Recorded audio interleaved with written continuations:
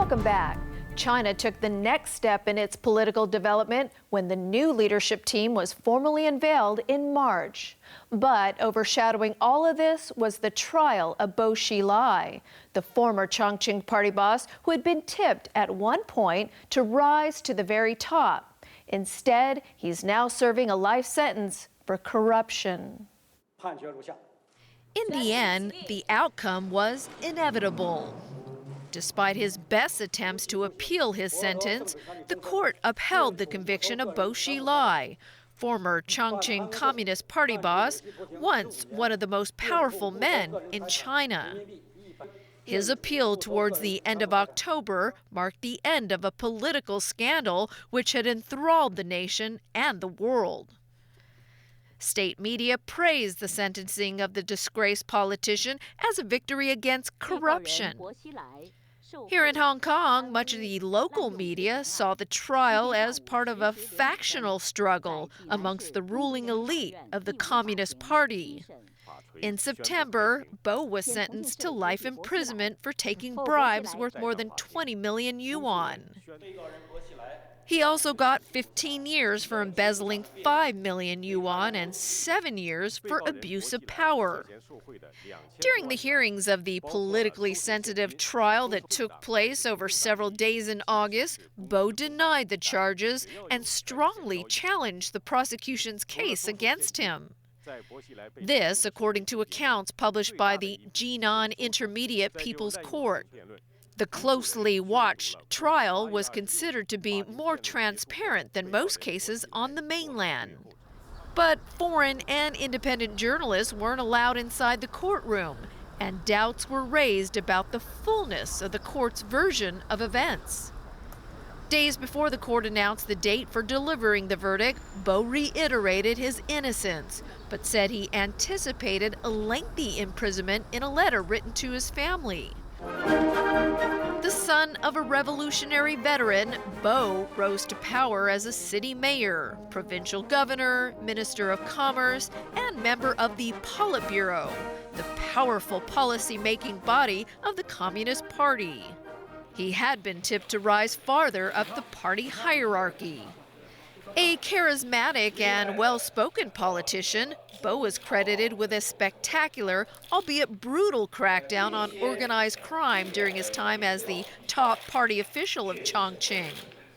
But when his deputy, Wang Lijun, walked into the U.S. consulate in the city of Chengdu in February 2012 and told American diplomats that Bo's wife, Gu Kai-lai, was involved in a murder case, Bo's career began to unravel. Wang's move precipitated Bo's political demise. Soon after the news of the events began to emerge, Bo was removed from his party posts. A court found Gu guilty in 2012 of murdering British businessman Neil Haywood in a Chongqing hotel room in 2011. She was given a suspended death sentence. Soon afterwards, Wang was convicted of bending the law for selfish ends, defection, abuse of power, and bribe-taking. He received a 15-year prison sentence. Wang and Gu both appeared as witnesses at Bo's trial. Bo attacked their testimony, calling his wife crazy, and even claimed that Wang and Gu had been romantically involved. But Bo could do little to change his fate as he was led away to begin his sentence.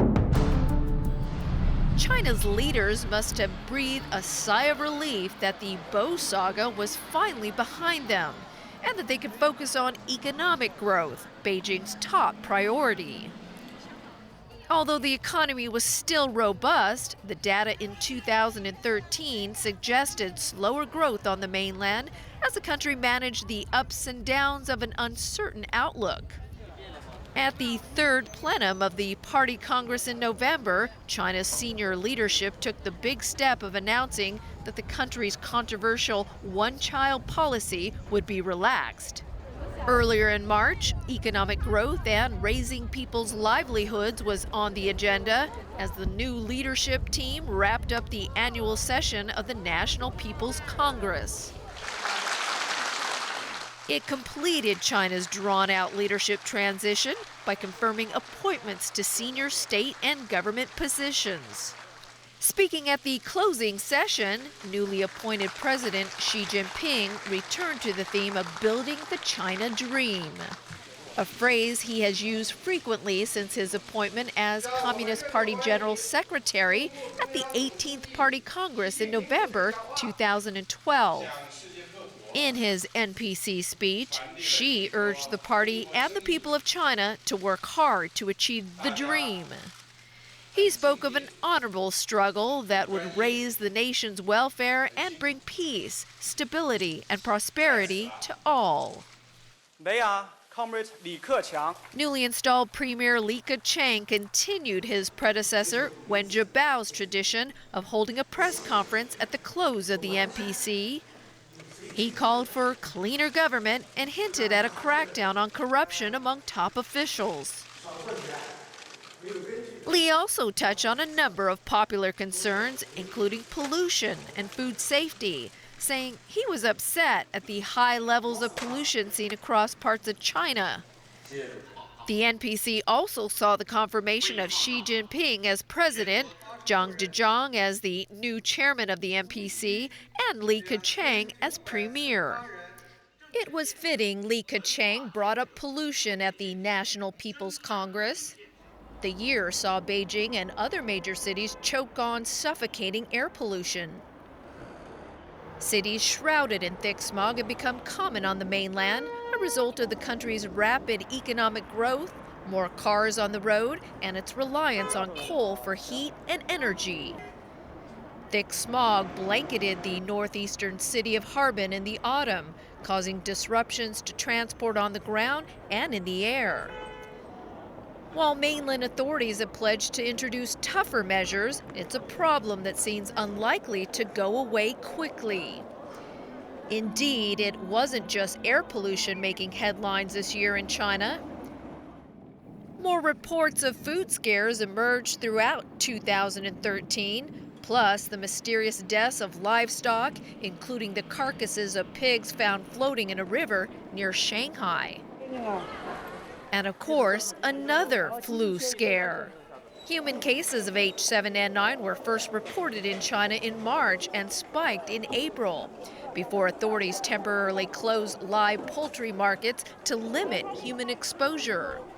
More than 100 people were infected, many of them in Zhejiang province, and dozens more died from this version of avian flu.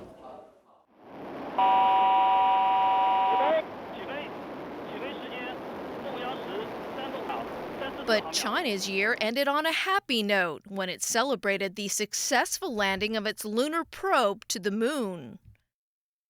Still to come on We'll Review 2013, Syria's civil war enters a terrible phase, a year of tensions in Asia, the Catholic Church gets a new pope, and a powerful storm devastates the central Philippines. Stay with us.